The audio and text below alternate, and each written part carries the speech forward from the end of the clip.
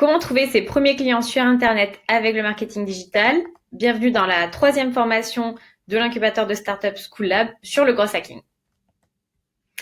Alors, on a vu comment faire ses premières ventes sans fric, sans site et sans logo, comment vendre et faire son étude de marché avec Google. Et donc aujourd'hui, on va comprendre ce qu'est le growth hacking et comment vous allez pouvoir l'utiliser. Alors moi, je suis Amandine de Certaines Chauvet. J'ai travaillé pendant 5 ans dans le marketing digital et j'ai aussi lancé ma boîte. Et donc cette formation, c'est sur les leçons que j'ai tirées justement de cette expérience. Pour vous en dire un peu plus, j'ai découvert le growth hacking en me plantant en fait. J'ai perdu 2 mois sur ma startup en n'utilisant justement pas cette méthode. En fait, j'ai lancé mon projet de robe personnalisable. Donc le pitch, c'était un site pour créer ses propres robes, pour faire personnaliser ses vêtements. Et donc j'ai passé 2 mois à galérer à développer le site parfait, tout beau, tout propre, pour créer des robes personnalisables, sachant que j'étais assez nulle en WordPress et encore plus en dev. Donc je vous raconte pas à quel point c'était vraiment compliqué. Et le jour où j'ai lancé mon site et ma boîte officiellement, en fait, j'ai fait toutes mes ventes en dehors de mon site. J'ai fait aucune vente sur mon site. J'ai fait mes ventes en faisant un event dans mon appartement avec mes copines. J'ai fait un pop-up à l'arrache dans une salle de réunion à mon travail. J'ai fait des ventes sur Etsy. Bref, j'ai fait aucune vente sur mon site internet sur lequel j'avais passé tant de temps. Et surtout, je me suis rendu compte une fois que j'ai fait ces premières ventes qu'il fallait dans tous les cas détruire ce site et tout rechanger puisqu'il fallait pivoter. Et ça, on peut s'en rendre compte que quand on a testé son produit en rencontrant des vrais clients. Et bon, c'est là que j'ai décidé d'arrêter mon projet parce que c'était très très compliqué et personnellement, je pense pas qu'entreprendre c'était exactement ce qu'il fallait que je fasse. Mais en tout cas, j'ai compris que pour vendre, il n'y a pas besoin d'avoir un site internet. Et avoir un site, je vous le dis, comme je suis spécialisée dans l'acquisition de trafic, c'est vraiment un gros problème de savoir comment vous allez acquérir des clients sur votre site, faire venir des gens dessus. Et en fait, il y a des solutions qui vous permettent de vendre avec le growth hacking sans avoir à créer votre site internet. Donc, vous n'avez pas besoin de site pour vendre. Vous n'avez pas besoin de budget non plus pour vendre. Si vous n'avez pas de site, il y a d'autres idées et d'autres idées pleines de bon sens pour vendre. Et c'est ça que je vais vous présenter dans cette formation au growth hacking. Je vous fais la formation que j'aurais aimé suivre il y a 1 an et qui m'aurait beaucoup aidé et économisé beaucoup de stress. Et voilà, j'ai essayé de mettre un maximum de cas pratiques qui vont pouvoir vous donner des idées. Le growth hacking, qu'est-ce que c'est? Alors le growth hacking, on va dire, c'est plutôt une philosophie qu'une nouvelle expertise en tant que telle. Le growth hacking, c'est avoir des bonnes idées qui sortent out of the box. C'est des idées non conventionnelles qui sont parfois à la limite de la légalité ou de l'éthique, mais qui vont créer des hacks. C'est-à-dire les hacks, ce qu'on cherche à faire, c'est voilà, avoir une croissance exponentielle, à scaler et trouver les bonnes idées qui vont avoir un impact de dingue sur vos résultats. Et comme vous pouvez le voir là-dedans, on voit que ça peut toucher soit à vos analytics, soit à l'UX de votre site. Ça peut être du contenu aussi. Et en général, c'est une compétence qui va mixer à la fois des compétences en marketing et en dev. Donc c'est les gens qui font du growth hacking dont c'est le métier, c'est des gens qui sont à la fois spécialisés en marketing et qui développent aussi des compétences de dev. En fait, on utilise la matrice AARRR, qui veut dire acquisition, activation, rétention, recommandation, revenu. En fait, ce que vous voyez, c'est tout simplement le parcours client qu'on a divisé en sous-étapes. Et c'est important de diviser votre parcours client en étapes parce que sinon, c'est impossible de se dire on va faire x3 les ventes si vous vous rendez pas compte où est le problème. Si ça se trouve, votre problème de conversion il est au niveau de l'activation sur votre site et vous êtes en train de vous focus que sur le revenu et donc vous n'allez pas pouvoir hacker justement la croissance tant que vous n'allez pas regarder votre parcours d'achat. Donc, toutes les idées qu'on va voir, elles peuvent s'appliquer à toutes les étapes de ce parcours d'achat. Dans l'exemple d'un jeu mobile, donc par exemple Candy Crush, on va dire qu'un utilisateur est acquis à partir du moment où il a téléchargé l'application et créé son compte. On va dire qu'il est actif quand il a fait sa première partie, quand il a commencé à jouer aux jeux vidéo. Et ensuite, on va dire qu'un utilisateur est retenu, qu'il a de la rétention à partir du moment où il commence à revenir. C'est-à-dire qu'il va jouer toutes les semaines ou à une fréquence régulière. Il va y avoir de la recommandation quand on va le transformer en ambassadeur, c'est-à-dire qu'il va inviter des amis sur les réseaux sociaux et il y aura du revenu à partir du moment où il va acheter des contenus sur notre site, des features. Si on prend le cas de Airbnb, donc Airbnb, comment ils se sont lancés?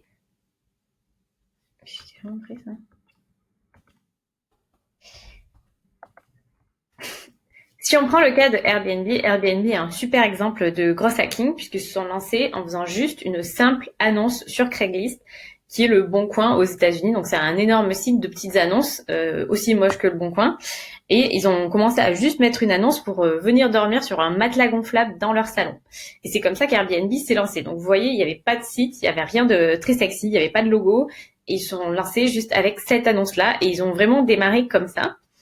Et donc ça a permis d'acquérir des premiers utilisateurs. Et ensuite, ils ont fait de l'activation en faisant énormément de tests en termes de design sur leur site. Ils ont optimisé la rétention avec des photos professionnelles pour les des appartements et de leurs offres, puisqu'ils se sont rendus compte qu'il y avait un problème sur la qualité des photos. Ils ont mis en place un gros programme de parrainage qui va rémunérer les utilisateurs qui parrainent des amis, qui les invitent à s'inscrire sur la plateforme. Et Airbnb utilise beaucoup aussi les codes promo qui sont un bon hack pour créer du revenu en créant de l'urgence. Et donc justement cette technique en termes d'acquisition pour info qui consiste à s'adosser à une plateforme comme Craigslist ou Le Bon Coin pour mettre ses offres, ça s'appelle du piggybacking. On va s'adosser au gros cochon et prendre ses utilisateurs. La méthode que moi j'utilise en gros hacking, donc ça consiste, ça c'est ma méthode, vous n'êtes pas obligé d'utiliser la même, mais je vous recommande quand même d'essayer de garder une structure analytique quand vous mettez en place des hacks. Donc si on prend le cas de Airbnb, la première chose à faire, c'est identifier le problème qu'il y a dans votre parcours d'achat. Donc vous mappez d'abord votre parcours d'achat. Quand vous allez vous mappez d'abord votre parcours d'achat. Donc pour le faire, vous allez regarder vos taux de conversion à chaque étape du parcours d'achat et on va imaginer qu'Airbnb l'a fait et donc ils se sont rendus compte qu'il y avait deux problèmes qui étaient par exemple sur l'activation et la rétention. Donc dans ce cas-là, on va prendre par exemple le premier problème de l'activation, on va le définir. Donc le problème c'est que les gens vont s'inscrire mais directement après s'être inscrits, ils vont partir de la plateforme. On va émettre une hypothèse. Donc l'hypothèse c'est que les offres qu'il y a sur le site, les offres de vacances qu'il y a, les logements, ne font pas assez sérieuses. Donc le test qu'ils ont mis en place, c'est aller faire sur New York City des photos professionnelles gratuitement. Ils en ont fait une vingtaine. Après, ils ont analysé et ils ont vu une hausse du taux de conversion sur New York City. Et c'est là qu'on va décider si ce test, ce hack qu'on a vu, est-ce qu'on va le stopper, le retester ou le continuer. Et là, on se rend compte qu'il faut le continuer et l'industrialiser. Et donc là, la question, ça va être comment on l'industrialise, comment on va l'étendre à d'autres villes. Le deuxième problème qu'ils ont vu, donc c'était un problème de rétention. On peut imaginer que le problème qu'il y a, c'est que les users arrivent sur le site, mais ils envoient des messages aux hôtes, mais en fait, ils convertissent pas. Donc, je vois pas de revenus qui débouchent de ces conversations. On se rend à l'époque, donc c'était il y a très longtemps au tout début, les users n'envoyaient pas assez de demandes parce qu'en fait, il y avait beaucoup d'annonces des hôtes qui n'étaient pas très sérieuses et il n'y avait pas encore le système de SMS quand les hôtes recevaient une demande. Donc, en fait, il fallait que les gens qui cherchent à partir en vacances envoient plus de messages. Donc, le test qu'ils ont fait, c'était de créer une pop-up, envoyer X messages, envoyer plus de messages, contacter en moyenne 15 personnes pour trouver un logement. Et ils ont analysé ce test et ils ont vu que les gens envoyaient plus de messages et qu'il y avait des meilleurs taux de conversion. Donc, ils ont industrialisé ce test. Et finalement, ils se sont rendus compte avec le temps qu'ils avaient réussi à trier leurs hôtes pour garder que ceux qui répondaient le mieux. Et ils ont testé encore plein de hacks pour faire en sorte de récompenser ceux qui répondaient le plus vite, puisque c'était justement un problème de rétention, le fait que les hôtes ne répondaient pas assez vite aux users.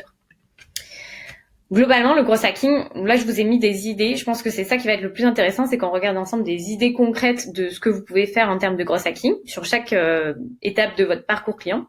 Donc, en termes d'acquisition, la première chose à faire, c'est surtout de tester votre landing page parce que sur votre landing page, vous pouvez tester plein d'arguments et de designs différents. Et s'il y a deux choses à tester, c'est ça, c'est votre key selling point et le design de la page. Et j'ai tendance à vous conseiller d'utiliser des pages très, très simplifiées et peut-être que le bloc Nos valeurs, notre histoire, il n'est pas forcément nécessaire. Essayez d'orienter vos landing pages vers la conversion. Ensuite, vous pouvez tester des contenus, les e-books, tous les outils gratuits, tous les contenus gratuits. Ça, c'est vraiment un gros levier d'acquisition. Pensez aux influenceurs sur Instagram. Eux, c'est juste avec le contenu gratuit qu'ils ont créé leur communauté. Et Make My Limonade est un super exemple là-dedans. Une autre technique qu'on va voir, c'est le scrapping. En termes d'activation, vous pouvez surtout simplifier votre funnel d'inscription. Et là encore, c'est beaucoup d'A/B tests en termes de design. Vous pouvez proposer des démos en one-to-one, c'est-à-dire envoyer quand vous vous inscrivez sur des plateformes, vous recevez parfois des emails de personnes qui vous contactent pour vous proposer une démo ou une prise de contact. Ça peut être intéressant. Dans la mesure où vous avez peu d'utilisateurs au début, c'est faisable. Et sinon, vous pouvez créer aussi des faux contacts, c'est-à-dire si vous avez un site qui a un réseau social, vous pouvez faire des fausses actions pour que les gens qui s'inscrivent reçoivent un simulacre d'activité sur votre site. Pour la rétention, ce qui marche pas mal aussi, c'est tout ce qui est gamification. On va aller plus loin dans l'emailing, mais il y a aussi le canal SMS qui marche bien. En termes de recommandations, il y a beaucoup de hacks au niveau de comment de pousser le partage vers des actions de social media. Par exemple, Spotify a fait énormément ça, et c'est juste avec son bouton share sur Facebook qu'il a fait une grosse partie de son acquisition de manière gratuite. Les push notifications, si vous avez une app aussi, c'est un énorme levier de recommandation, de rétention et de revenus. Et ensuite, la recommandation, on va voir, c'est surtout avec le parrainage auprès de vos premiers utilisateurs. Même si c'est vos amis, ça compte aussi. Pour le revenu, on va plutôt jouer sur là des leviers marketing. Je vous conseille toujours des discounts, quitte à augmenter au début votre panier ou le prix de vos produits pour pouvoir faire des promotions. Et encore, on va tester l'UX, les achats en un clic. On va voir les best practices d'Amazon sur le sujet. Donc vous voyez, ça touche un peu à tout le parcours client. Si on commence par l'acquisition, et j'ai essayé de vous mettre un max d'exemples là-dessus parce que c'est toujours le pain point des startups que je coach.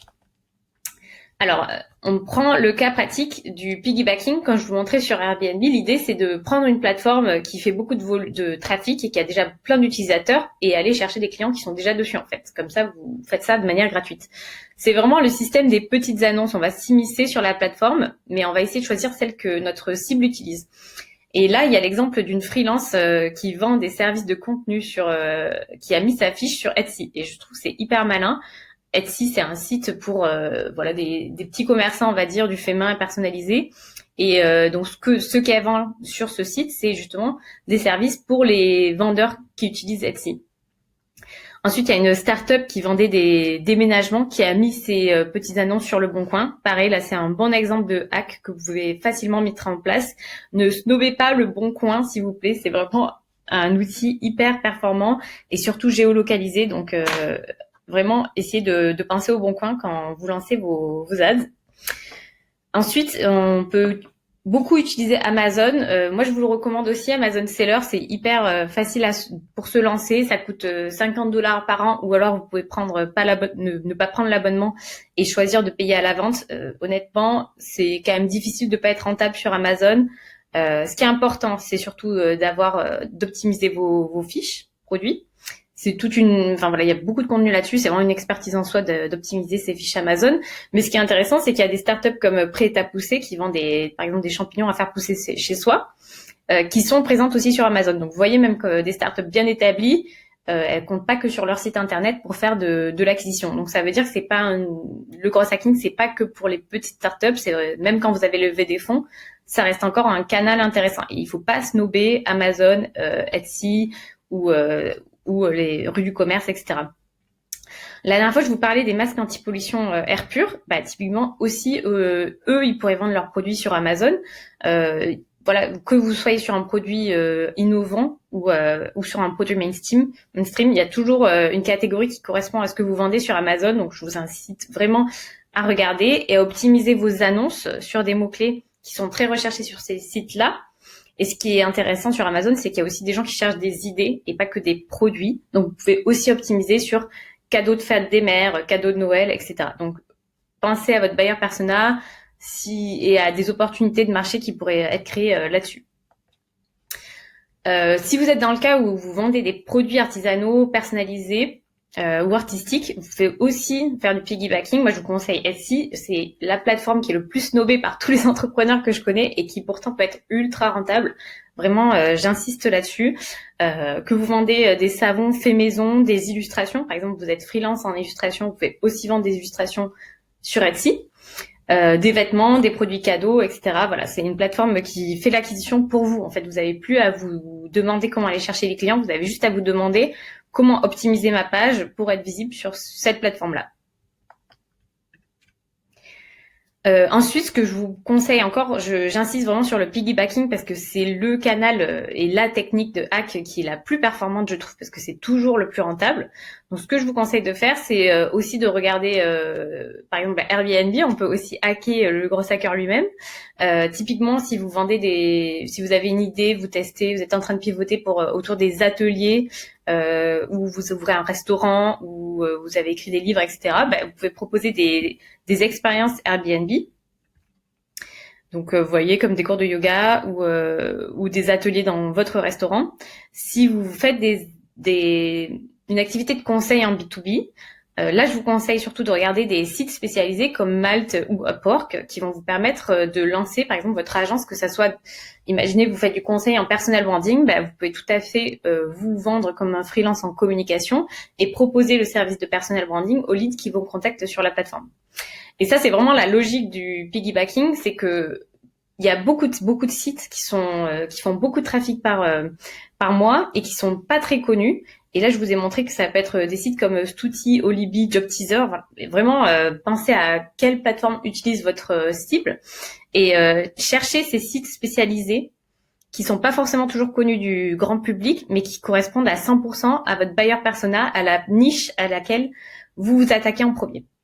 Donc voilà, c'est le gros travail à faire, c'est ça, c'est essayer de trouver des petits sites sur lesquels par lesquels vous pouvez commencer.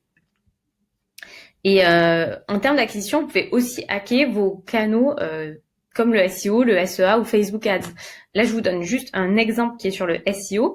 Le Routard, typiquement, qui avait une grosse notoriété, a été très en retard sur la partie digitale. Et donc ça montre aussi aux PME que c'est aussi des techniques qui peuvent les concerner. Et le gros hack du routard.com, ça a été d'avoir un forum.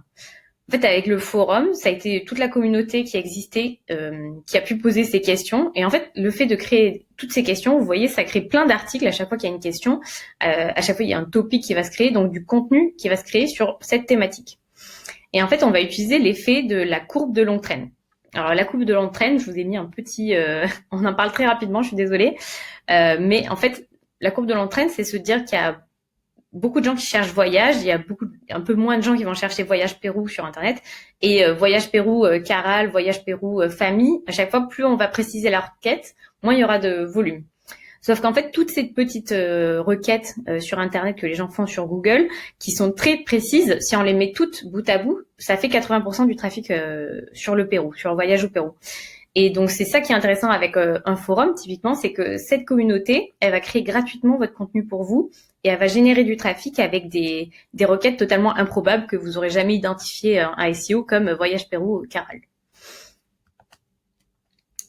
Si on prend le cas je voulais quand même vous mettre l'idée de trouver des communautés de testeurs et le crowdfunding, puisque c'est pas vraiment du gros hacking en tant que tel, mais c'est un canal qui marche très bien, donc c'est important d'y penser. Comme Feezer, typiquement, qui s'est lancé avec le crowdfunding sur Ulule. Et sinon, Front, c'est hyper intéressant aussi, qui ont lancé leurs produits en trouvant les premiers clients sur Product Hunt, qui va lister des innovations produits. Donc, n'hésitez pas à penser aux testeurs de produits et au crowdfunding. C'est des cibles qui sont ouvertes à l'adoption de nouveaux produits. Ensuite, en termes d'outils, ce que je voulais vous conseiller d'utiliser, c'était des outils qui sont liés à LinkedIn si vous avez une cible B2B. Alors, il y a des outils qui sont très performants et il y a des versions d'essai qui existent pour que vous puissiez tester. Alors, je vous conseille notamment Prospecting. Alors, imaginons que vous vendiez des conseils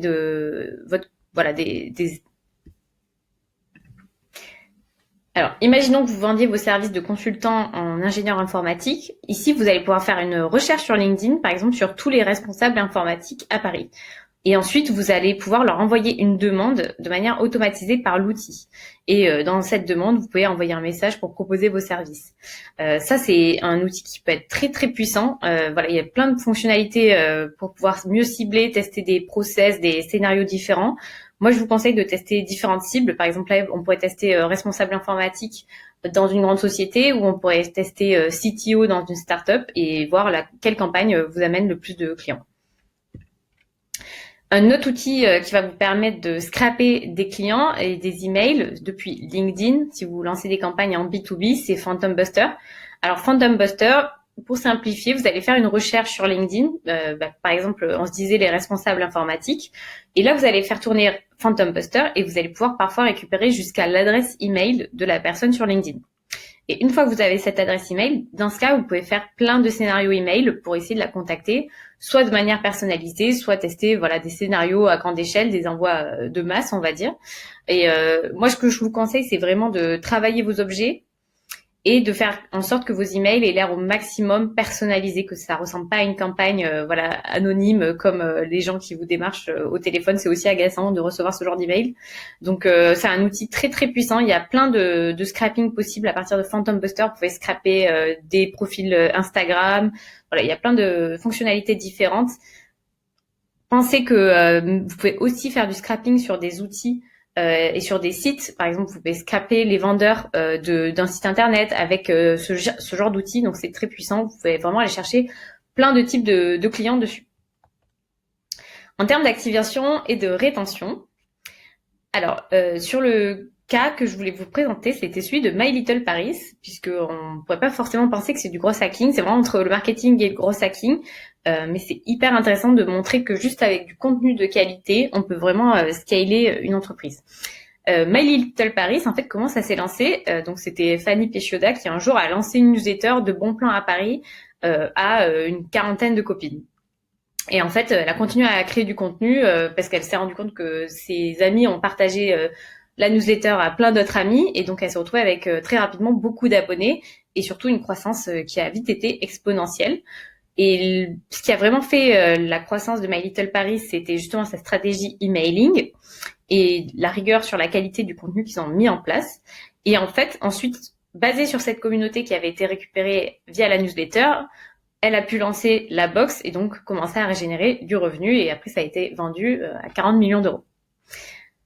Donc, ce qui est intéressant là-dedans, c'est que ce que je vous conseille en termes de newsletter et de contenu, c'est essayer de commencer avec du contenu de qualité. Ne faites pas du contenu commercial pour raconter vos offres. Faites du contenu pour expliquer à vos clients, les éduquer, faire du contenu pédagogique, surtout en B2B. Ça marche très très bien. Si on prend le cas de Reddit et de YouTube, sur le cas de Reddit et de YouTube, une bonne stratégie, ça peut être aussi de créer des faux comptes. Quand vous êtes en train de lancer votre plateforme, et surtout si vous faites des plateformes de type social media, en général, il n'y a pas beaucoup d'utilisateurs au début. Et donc, typiquement Reddit, ce qu'ils ont fait, c'est qu'ils ont créé de faux comptes et de faux fils de discussion pour faire croire que le site était actif. Et ce qui a permis aux gens qui arrivaient sur le site de se dire que eux aussi pouvaient participer, parce que dites-vous bien que personne ne veut être la première personne à tester, que ça soit les articles sans notes sur Amazon ou que ça soit des plateformes de social media sans contenu. Pareil sur YouTube, au début, c'était les fondateurs qui ont uploadé eux-mêmes leurs premières vidéos sur la plateforme. Sur Uber aussi, ce qui a été un hack en termes d'activation, ça a été de géolocaliser l'écran, le premier écran sur lequel les gens atterrissaient une fois le téléchargement fait, et de faire apparaître sur cet écran surtout des chauffeurs. Donc ça a montré que la plateforme marchait.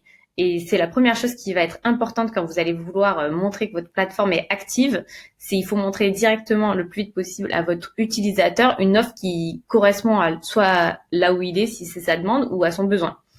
Et ce que je vous conseille aussi, c'est onboarder vos utilisateurs avec un parcours d'achat simplifié au maximum.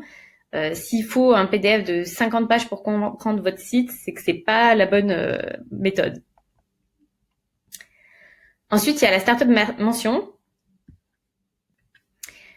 Cette startup, elle permet de faire de la veille en ligne, donc c'est un cas B2B. Et en fait, ce qu'ils ont fait, c'est après avoir justement collecté des emails de prospects, ils ont créé un scénario email pour automatiser la prise de contact avec les prospects. Et selon que le prospect ait ouvert le premier mail ou non, on va lui envoyer des campagnes différentes. Et là, le hack qui avait été mis en place, c'est de commencer tout simplement son email par un l'objet du mail précédent. Et ça, c'est des hacks comme celui de dire, de commencer un email avec oups, j'ai oublié le lien. Ça va faire en sorte que vos clients vont ouvrir vos emails parce que justement, ça ressemblera pas à un email commercial. Donc, n'hésitez pas à copier au maximum des formules que votre client utilise dans ses emails de tous les jours. Moi, je voudrais vraiment insister sur le pouvoir de l'emailing et du CRM. C'est vraiment un outil en gros hacking qu'on utilise à fond.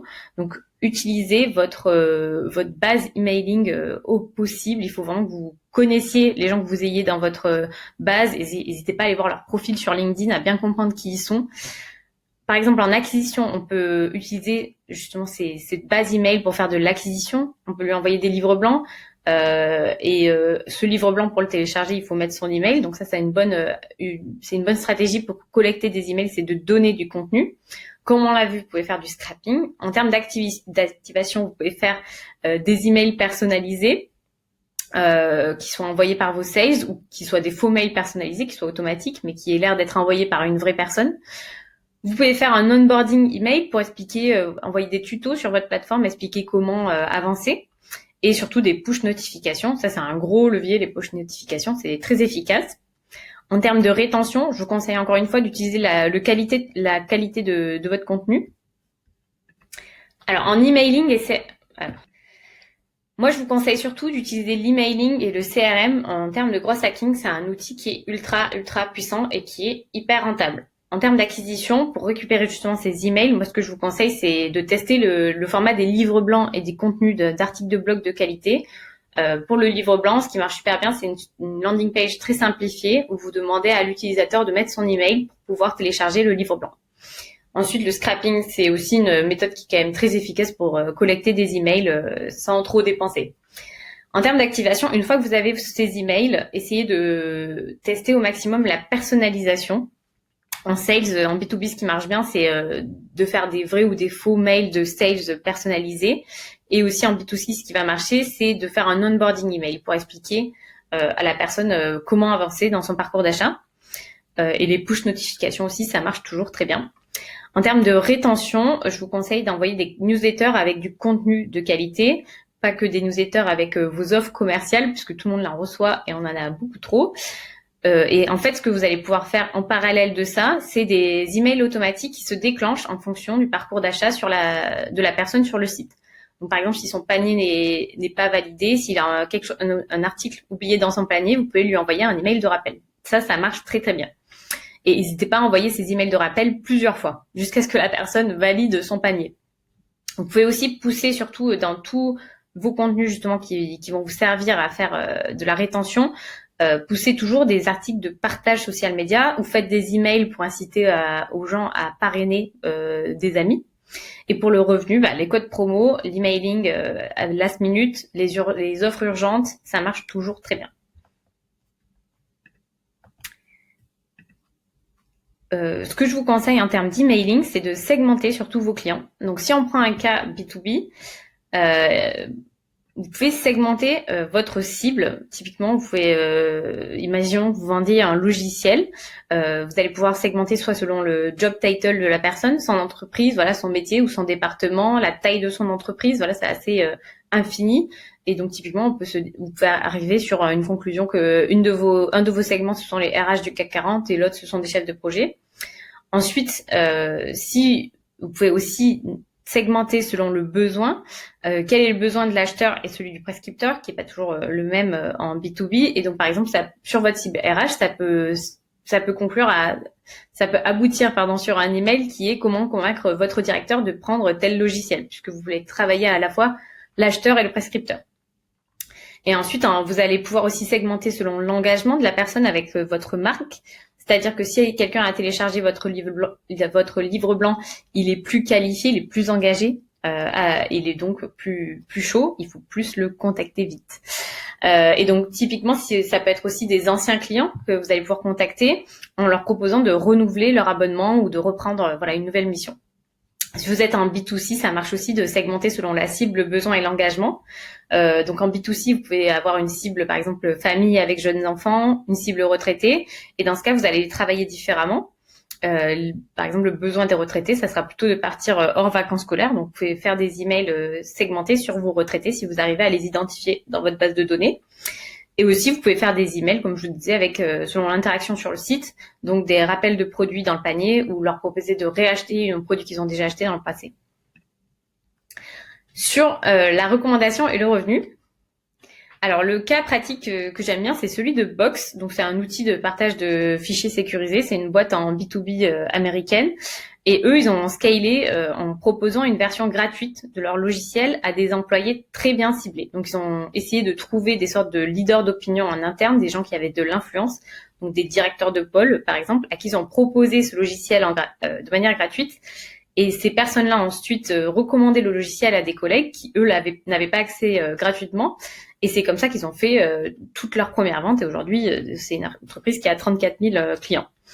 Donc, n'oubliez pas que les contenus et les outils gratuits vous permettent d'acquérir de nouveaux clients parce que vous allez pouvoir, c'est un peu comme le POC, vous allez pouvoir montrer à quoi sert votre produit.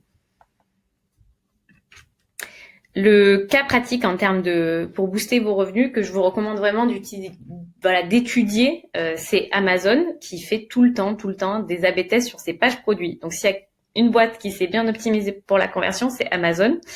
Et c'est à la fois l'optimisation du contenu et aussi du design. Donc typiquement, ça va être les photos. Il y a beaucoup de conseils sur comment optimiser vos fiches Amazon et je vous invite vraiment à aller lire ces conseils puisque ça s'applique à votre site internet si vous voulez créer un site e-commerce. C'est les mêmes recommandations.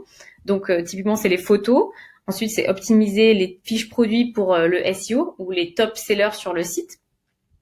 Les notes et les FAQ, voilà, tous ces indicateurs de confiance sont hyper importants, comme la description du produit qui va être très importante pour donner confiance à l'utilisateur, même s'il va pas forcément la lire. Et ensuite, on voit aussi que Amazon, il y a toujours des mises en avant de promotion, cette notion de value for money qui est mise en avant et l'achat en un clic. Et évidemment, il y a toujours des recommandations d'upsell et de cross-sell. Et ce qui est important si vous voulez vendre sur ces plateformes et même si vous voulez vendre sur votre site, c'est que ces notes sont hyper importantes. Vous n'allez pas vendre de produits si ces produits ne sont pas notés. Donc, ça veut dire que vous ne pouvez pas attendre d'Amazon qui fasse les premières ventes pour vous. C'est à vous d'amener vos clients sur Amazon pour que eux vous notent. Et c'est pas l'inverse. Donc, Amazon, c'est un super outil pour scaler, mais vous devez d'abord lui amener des premiers clients pour avoir des notes. Parce que personne ne veut prendre le risque d'acheter un produit qui n'est pas noté, surtout sur une plateforme où tous les produits ont des notes et parfois, comme vous voyez dans cet exemple, plus de 700 notes. Comment analyser vos actions de growth hacking? Alors, vous pouvez déjà aller dans Google Analytics et aller dans le reporting acquisition et source support. Ça va vous donner chaque site qui a amené du trafic vers votre site, combien de visites il y a eu et combien de ventes il y a eu. Ça, comme je vous l'ai expliqué la dernière fois, vous avez ces données de vente que si vous avez un tracking mis en place sur votre site et je vous incite à prendre Google Tag Manager qui est gratuit. Si vous utilisez des plateformes comme Etsy et Amazon, il y a des logiciels intégrés d'analyse qui sont très bien faits. Si vous faites du piggybacking, il y a déjà des outils intégrés d'analyse dans ces plateformes. Vous allez pouvoir voir en général combien vous êtes sur la recherche, sur les top mots-clés sur lesquels vous êtes référencé avec vos produits et donc améliorer vos descriptions pour, comme dans le SEO, remonter mieux sur ces top mots-clés. La conclusion, sur le growth hacking, on a vu très rapidement les principes de base. Moi, mon conseil, c'est de créer votre playbook, c'est-à-dire votre terrain de jeu de growth hacking. Moi, ce que je vous conseille de faire, c'est faites une soirée où vous listez avec vos amis et vos associés des idées, mais allez vraiment jusqu'aux idées les plus farfelues possibles pour faire des ventes. Ensuite, vous priorisez les actions qui peuvent être faites et priorisez surtout celles qui sont liées aux revenus. Voilà. L'important, c'est toujours de vendre. C'est pas toujours de faire de l'acquisition. Souvent, ce dont je me rends compte, c'est que les entreprises ont des leads, elles ont déjà des emails et au lieu de travailler ces leads, elles vont aller en chercher des nouveaux. Ne faites pas ça. Si vous avez déjà des leads, s'il y a des gens qui ont répondu à votre questionnaire, commencez par travailler ces personnes-là en priorité. Ensuite, vous faites les tests et comme moi je vous propose ce petit schéma, c'est vraiment un Excel tout simple où vous donnez un objectif à votre action, vous analysez ensuite le résultat. Il faut vraiment compter combien de temps ça vous prend et ensuite vous allez calculer est-ce que vous pensez que ça vaut la peine de répéter ce test, est-ce qu'il faut le tester différemment ou est-ce qu'il faut carrément l'arrêter. Et au bout d'un certain temps, comme vous aurez fait beaucoup de tests, déjà vous connaîtrez beaucoup mieux vos utilisateurs et vous aurez validé ou pas les hypothèses que vous avez faites. Et c'est à ce moment-là qu'il faudra couper toutes les idées qui sont pas rentables. Ça, c'est hyper important. Je vous conseille vraiment de pas vous acharner sur plein de canaux en même temps. Et typiquement, ce que je vois le plus, c'est les gens qui s'acharnent, les entrepreneurs s'acharnent sur les réseaux sociaux parce que voilà, avoir un nombre d'abonnés sur Instagram, c'est beau, ça fait joli, mais en fait, ça fait pas toujours de vente. Donc mon conseil, c'est de rester analytique et compter vraiment le temps que vous passez, parce qu'en général, des canaux comme Instagram, vous y passez énormément de temps et c'est pas toujours le plus rentable. Mon conseil en termes de méthodo, c'est de vous lancer du coup avec un formulaire pour valider votre idée comme un formulaire Google Form et de mixer ça avec l'étude de marché que je vous ai montré comment faire avec les datas de Google. Mon conseil, si vous avez un projet de start-up qui est en général pressé et sans budget, c'est de vous lancer avec un simple formulaire Google Form en première étape et de faire, comme je vous ai montré dans le tuto précédent, une étude de marché à partir des datas de Google. Donc là, l'idée, c'est d'évaluer le marché et l'idée. Ensuite, vous allez pouvoir faire un petit test payant. Moi, je vous conseille déjà avec 300 €, vous aurez des résultats intéressants sur Google ou sur Facebook Ads. Et comme ça, vous pouvez avoir aussi une idée de quel est le potentiel. Mon conseil, si vous avez un projet pressé et sans budget de start-up, c'est de vous lancer déjà avec un formulaire Google Form tout basique et de faire l'étude de marché sur les stats de Google que je vous ai montré comment faire la dernière fois pour savoir déjà s'il y a un potentiel pour votre idée et si le marché n'est pas déjà saturé. Vous pouvez ensuite coupler ça avec un petit test d'acquisition payant sur Google Ads ou sur Facebook. Et surtout, c'est là qu'à mon avis, c'est le plus intéressant de tester du cross hacking. Moi, je vous incite vraiment à miser sur le piggybacking et l'emailing et privilégier surtout ces canaux-là qui sont gratuits pour ça vous donnera déjà beaucoup d'informations pour bien connaître votre cible et qu'est-ce qui fait que vous arrivez à vendre ou pas. Dans le prochain tuto, on se retrouvera pour voir comment vendre sur les réseaux sociaux et notamment sur Facebook et avec les influenceurs.